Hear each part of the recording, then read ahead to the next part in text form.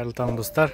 Бүгін бірінші шығар, сағат 5:30-да тұрып, сыртқа шығып көрейінші деп өткеннен бері бірнеше рет 6:30-да шығып жүрдім. Таңғы прогулкаға, ол кезде аллеяда адамдар толып жүретін. Таңғы 6-да, 6:30-ның өзінде уже жастағы да бар, орта жастағы адамдар, әсіресе үлкен адамдар, шал-мен кемпірлер, ата-әжелер былай айтқан кезде ағаштардың түбінде кәдімгідей жаттығу жасап жүреді, круг жасап жүгіріп жүреді. Мына бір нелерде жаттығу орнында жаттығу жасап жүреді. 6-дан кейін бұл жерде өмір кипит. Бүгін 5:30-да шығып көргем. Адам жоқ, тым-тырыс, тек қана көгершіндер, қызарып атып кеткен таң, жалғыз өзің рахат екен. Прогулка жасап, жеңіл-желпі жаттығу жасаймын. Сонымен достар, жалпы таңда ерте тұру деген кайф қой, бір сөзбен келісесіздер ма? Қандай пайдасы туралы тағы да басқа сіздерге айтатын мен емес, өйткені мен өзім де күн шыққанға дейін тұрып жаттығу жасап немесе сыртта серуендеп жүрмін деп айта алмаймын, өйткені кейде яғни ерініп қалам. 8-ге дейін, 9-ға дейін ұйықтайтын кездер болады. По настроению кейде осылай көңіл күй болған кезде, ұйқы қанық болған кезде таңертең ерте тұрып сыртқа шығып серуендеп келемін. 3000 шақырым деп план қойғам.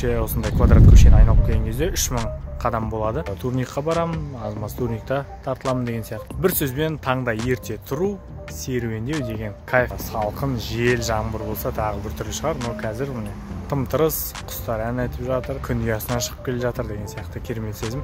Күнде таңертең ерте тұрып жүрмін деп айта алмаймын, бірақ ерте тұрып жүрген күндерімде күн өте эффективті өтеді, бодры боласың, ұйқың ашық, күні бойы біраз істендірасың, белсенділігің артады, сондай бір керемет сезіммен жүресің, керемет көңіл күй. Және бұл жерде бір айтатын момент, ұйқыдан тұрғаннан кейін осылай прогулка кезінде мен қазірдің өзінде там Instagram, WhatsApp дегендерге кіруге нежелательно, өйткені бір кірсеңіз түннен қалып қойған, мен түнде интернет барлығын айырып тастаймыз жатқан кезде.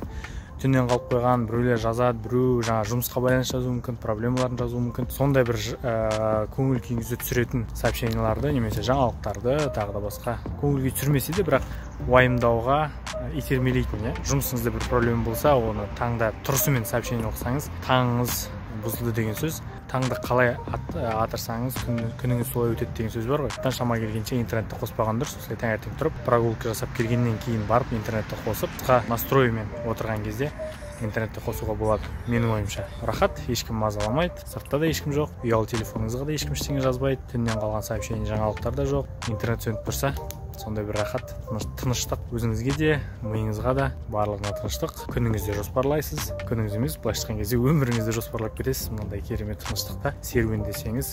Сонымен достар, жалпы бүгінгі формат ұйқыдан тұрысымен, жаңа серуен кезінде без сценарий, без петлички, без камер, яғни телефонға түсіріп бастап кеткен болатынмын. Таңда ерте тұрып жүрсіздер ме? Ерте тұру туралы өзіңіздің ой пікірлеріңіз қандай? Ерте тұрып жүрген болсаңыздар, қандай эффектісін, қандай пайдасын көріп жүрсіздер? Пікірге жаза өтсеңіздер, видеоға лайк басыңыздар, каналға жазылуды ұмытпаңыз, пікір қалдырып достарыңызбен бөлісіңіз. Рахмет достар.